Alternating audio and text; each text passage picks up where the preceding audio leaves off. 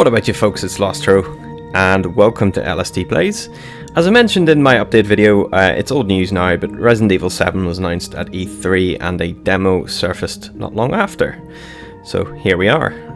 If you've been a friend of mine or subscribed to me for a long time, you'd know that I have a bit of an itchy tasty for RE games. I haven't played all of them, bar the lost Game Boy Color version, obviously, or actually the Resident Evil 2 game for the Game Boy Advance, which is so bizarre, even to this day.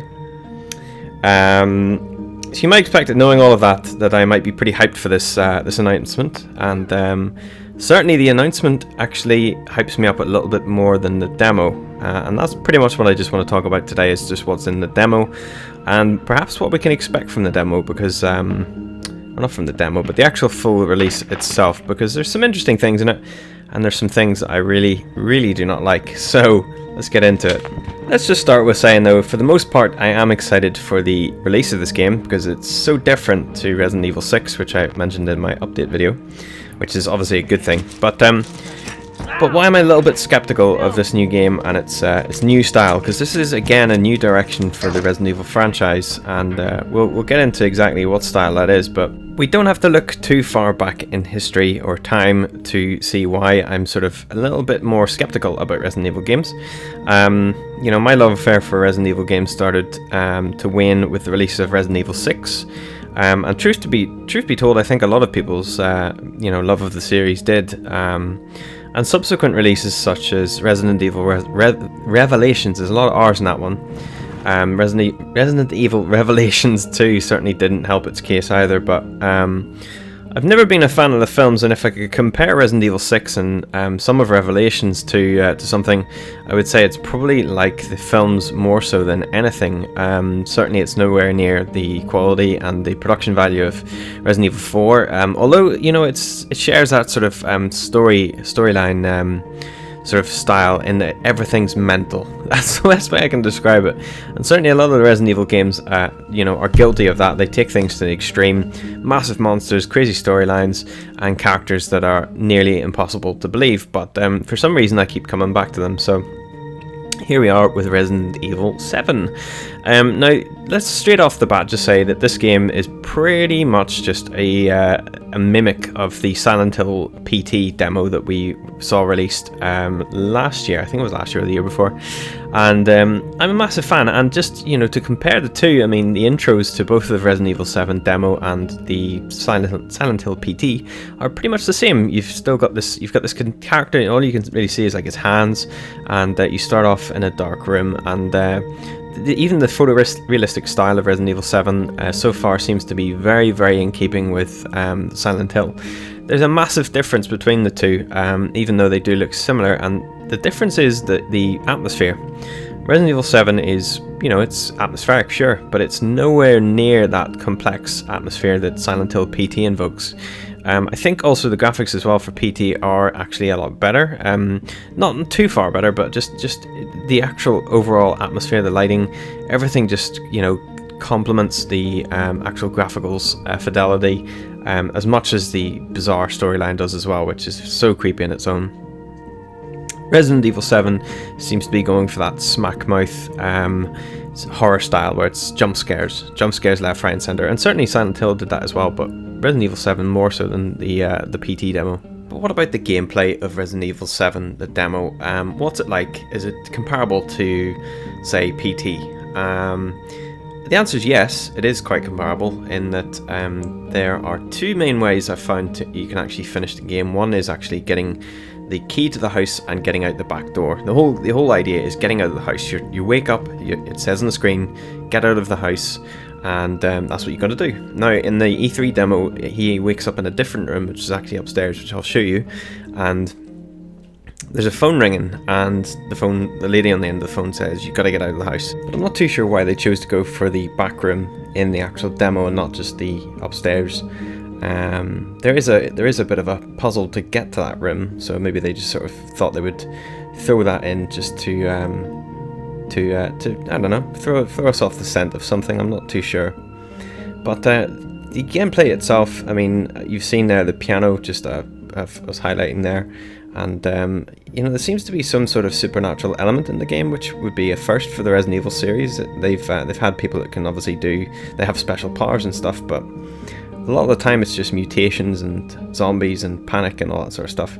So I don't know if that means that they've put in some kind of supernatural element, or if they're just trying to curveball everyone by sort of throwing in bits and pieces. But there are quite a lot of jump scares. Obviously, you see the dummies and stuff there, but it's a strange one, I have to say. It doesn't feel so far like a Resident Evil game. There's a picture in the demo showing a helicopter which looks like it has the Umbrella logo on the side of it, and that seems to be really the only sort of reference. The enemies, I would say, are sort of going to be like Ganados based on the one that I've seen, and the enemies like out of Resident Evil 5 and things like that. So we're not too sure if there's going to be zombies or anything like that, but it looks like they're going for more along the route of the Ganados and things like that. And certainly, you know, Resident Evil fans of old have accepted them as well.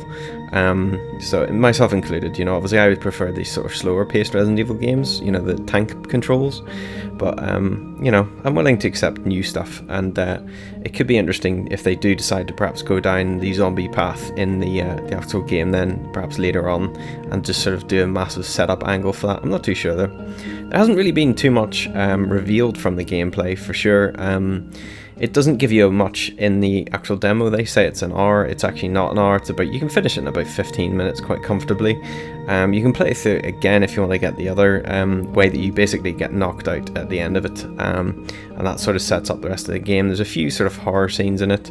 Obviously everyone's seen now the fella falling backwards and he's got his eyes bleeding and he was on a meat hook and all that sort of stuff, and it's not subtle, you know. I think that's why I found PT so scaring, was that Silent Hill did really subtle things to actually terrify the absolute life out of you, and Resident Evil, is a bit more in your face with its horror and gore and things like that, and I suppose that's sort of in keeping with the actual Resident Evil style. So it's no Silent Hill, but I'm hoping that it's going to be pretty scary in areas. Obviously this one is focusing on VR. They're heavily pushing VR as well, and VR seems to be just the common sort of popular thing at the moment. Everyone's sort of ranting and raving about VR. Myself, I don't have the room for it, and you know, I think VR isn't going to be really an option for a lot of people for many years, so we're going to have to wait and see exactly how that plays out in the game as well. Is it just going to be geared towards VR, or is it going to be geared towards console gamers and PC gamers and have content that you don't need to worry about, you know, how it looks without a VR headset? I hope so anyway. And just lastly, I suppose we'll finish up.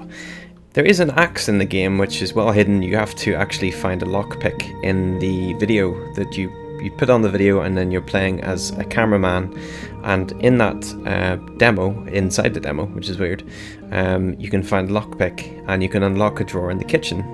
The lockpick is down behind the fridge and the microwave. You sort of got to crouch with R3, and then you get an option to actually pick it up, and you put it in. You actually unlock the drawer in the kitchen, and then when you go back to the main game, as you see there, I've now got an axe and I can just run around smacking stuff, which is pretty cool.